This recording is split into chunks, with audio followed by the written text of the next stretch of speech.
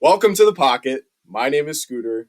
Back again with Paul and Milo, or Big M, as Big M. Paul referred to him as before. Today, presenting to you our 2024 MLB World Series preview. An enormous matchup for Yankees fans everywhere, but much more so, Paul, than for me. As how many years has it been again? Like 12 that you've been? It's been 15 years. Scott. 15 years? It's been a long time. You've been waiting a long time for this moment. I was eight. Yeah, 8 years old. So all the way back to 2009 was the beginning. The last time that they were there. Let me tell you this right now, Scott. There is not one player who was on that 2019 that's still on the Yankees today. Oh my God, you'll never see that. That is just brutal. For Yankees fans waiting after years and years of success, all the way back to the old days. It seemed like the tradition was it slipping away. All the expectations, the team constantly crumbling under the pressure. Now we're finally back. Yeah, I'll tell you, there were some tough times in this last 15 years. I mean, Houston has really beaten us up in the past 5-6 years. I mean, losing to Boston and the Rays and Houston again, and not making it to the playoffs last year. It's nice to see it finally coming together now. It is a scary, it's never. It is a little frustrating. It can be.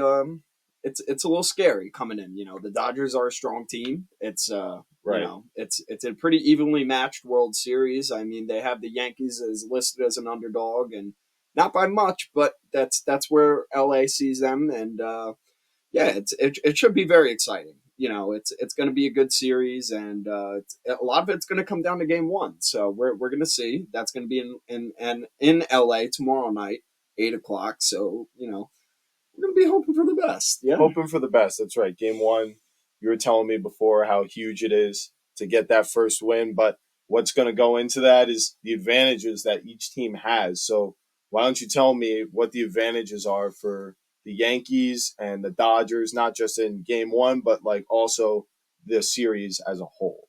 Well, there's definitely a couple things to think about. The Dodgers do have home field advantage, which, I believe LA, playing in LA, it's not the same as playing in the Bronx. Now, you only have 3 games in the Bronx, 4 games in LA. It's a toss up in the air. It might cancel out, sort of. Right. But, definitely coming into the Bronx for only 3 games, you definitely want to win all 3. I mean, you're going to have to steal at least one in LA if you're going to want to win the series at all. So you're going to have to play on the road well at some point.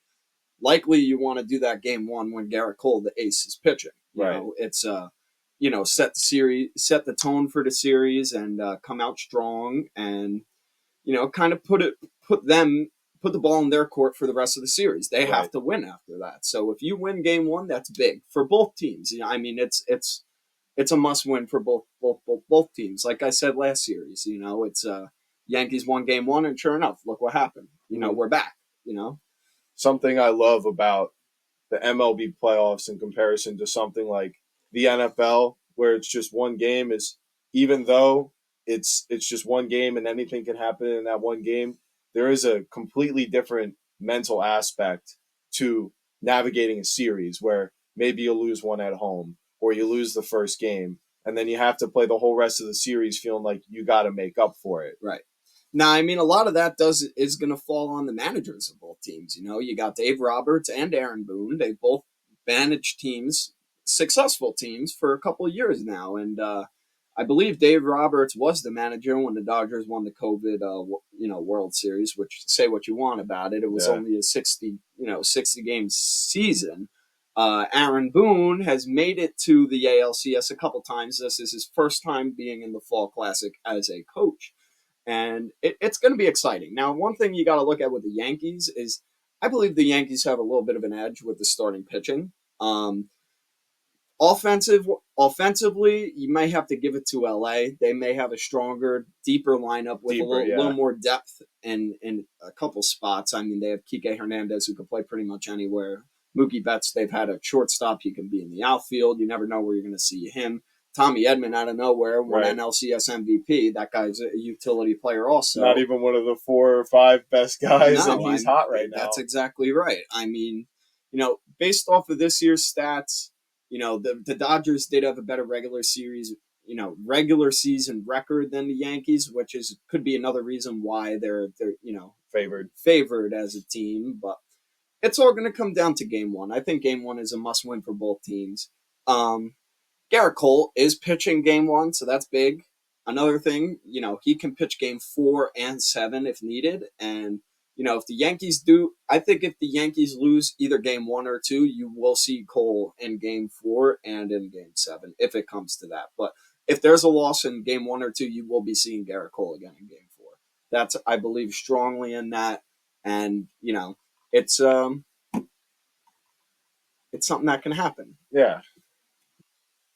So, what are some things that you think are worth mentioning that maybe aren't like, just stats or, just regular season records or anything like that? What are some of the, maybe superstitious things going into this game and just things to keep in mind about what this season has meant for baseball in general? Well, a little fun fact about, historically going back 15 years, 5 of the last 15 years, the player who's won the LCS MVP has gone on to win the World Series MVP. So that's about a third of the time that's been happening. And, obviously for New York, you had Giancarlo Stanton. He crushed 5 home runs. And, LA had Tommy Edman. He was hitting 350, popped a couple of home runs. He's been filling in for Freddie Freeman in the cleanup spot because Freeman's had the ankle issue, and he's really done well in replacing Freeman. It's you never know what you're going to get. I mean, you could have a guy pop up out of nowhere, Judge Chisholm,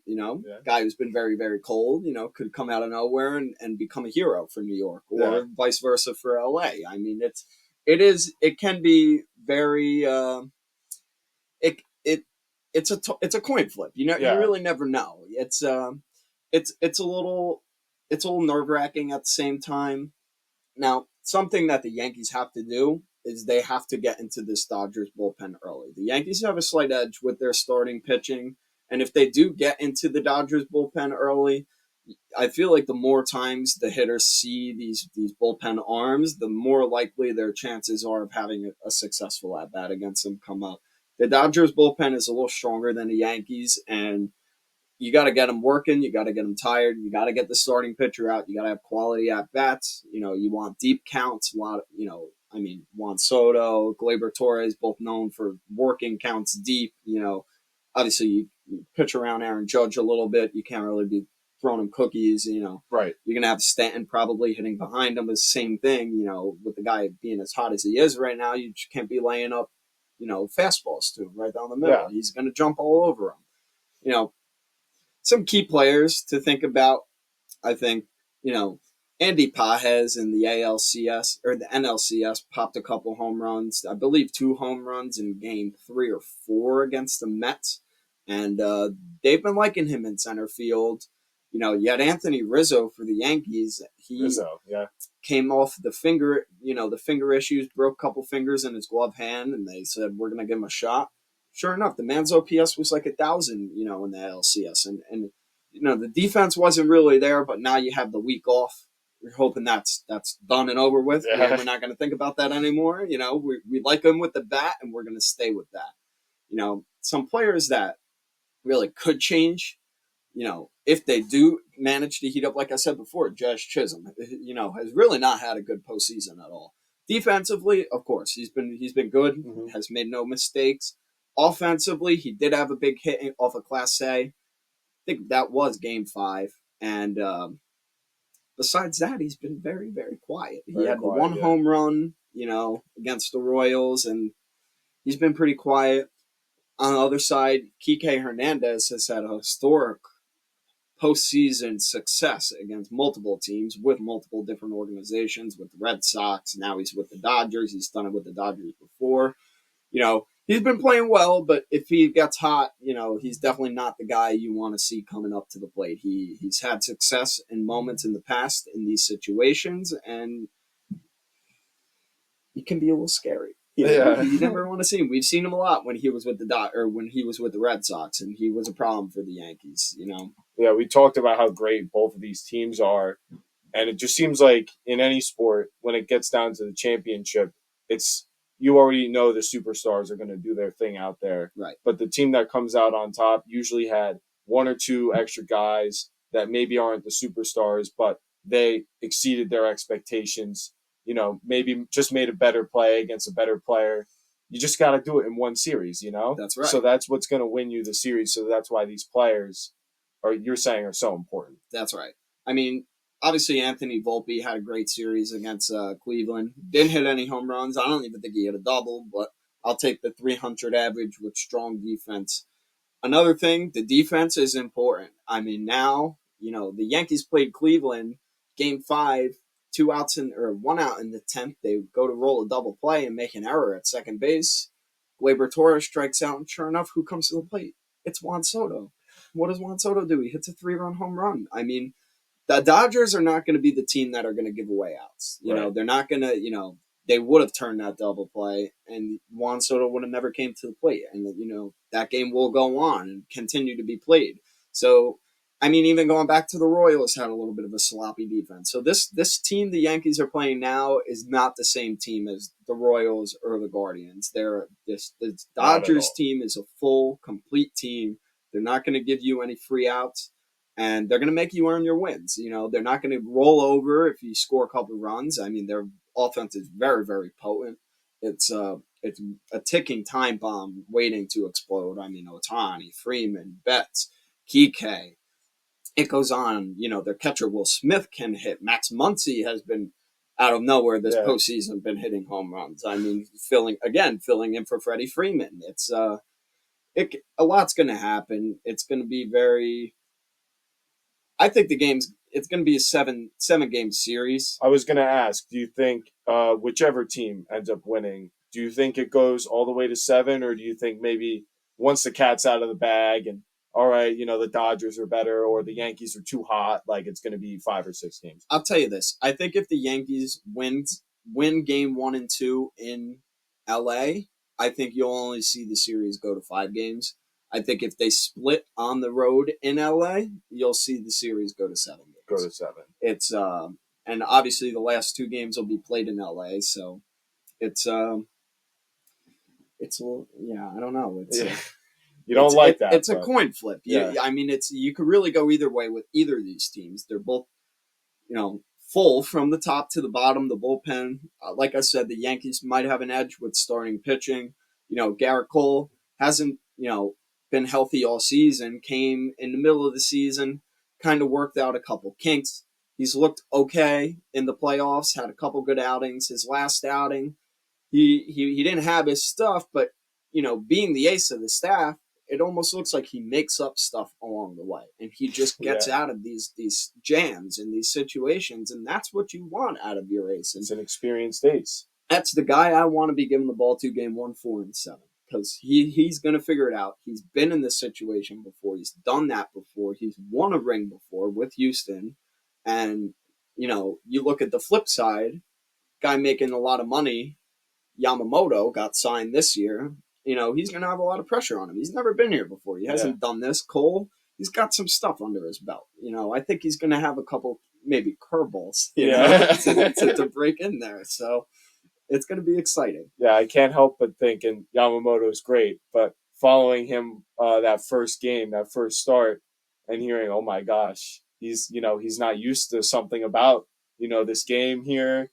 You know what I mean? Because this is his first year. Right. And it's now, that was the beginning. He's gotten better and he's been good, but now it's the end. So what's the hardest thing to do? Start and finish. So that's that something that's going to happen to him? Now, finally, I got to ask you, considering everything we've just gone over, and as best as you can, against your heart, what does your brain say is going to happen in this series? Well, I think the part that strikes me the hardest is that the Yankees are going to win in 6, baby. Let's go. I mean, come on. We have waited 15 years. The Dodgers won 2020. They've been there. They've done it. COVID season, it is what it is. The Yankees are hungry.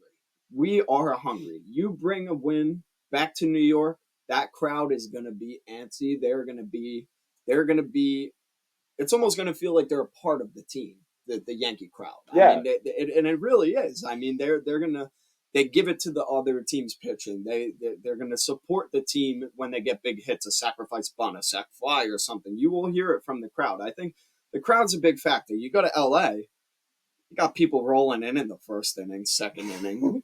This is World Series. What kind of crowd is that? That's what I'm saying. You're spending $1,000 to get into either of these stadiums to see this game, and I mean, you're gonna miss a minute of that. Like, come on, yeah. Like that's not right. Yeah, I think in championship, environments, things like the crowd, the pressure that's added from that. It's just every superstition that I have in sports comes to life in the playoffs, because as much as everyone wants to treat these players like they're robots because they're professionals and they're so good, they're really just human beings out there standing in a field being screamed at by thousands of people. And if you don't think that is going to affect them, then you're entitled to your opinion. But to me, momentum, crowd noise, all those things, huge factors. Let me just tell you this. When Ohtani comes to the plate for the first time in New York, get ready for the boos, because they're going to give it to him. They're going to try to throw him off. They're going to do whatever they can. Another thing I want to add, Nestor Cortez has had some elbow issues, but he is back on the World Series roster, and he's saying if they pitch him, he doesn't really care if he misses a whole year next year. I think it's going to be a mistake to pitch him, especially to start him against this Dodgers lineup, which is kind of a right-handed heavy lineup. Nestor, yeah, if it's a blowout game and you need a guy to eat a couple innings, yeah, maybe give it to Nestor, but big spot, keep him out. Yeah, keep him out of there. He's had a shaky year. But yeah, I just want to throw that in there. Okay, all right, so that will conclude the World Series preview. Thank you all so much for listening. You guys were asking for more Paul in the last video that I posted, and Milo, I'm sure, and Milo also. Sorry about the lighting. We're not redoing this, but but yeah, I want to thank Paul for coming on to talk. This was the last. I mean, besides maybe a game 5, 6, or 7 preview or reaction, this could be the last baseball video for a while until things like free agency, and we'll get to Soto and stuff like that. But you heard it here first. Yankees in 6. Yanks in 6. First time in 15 years. First time in 15. It's going to be exciting. Let's go Yankees. Come on. It's you can't help but feel a little bit nervous. The heart's going already. The heart is just going.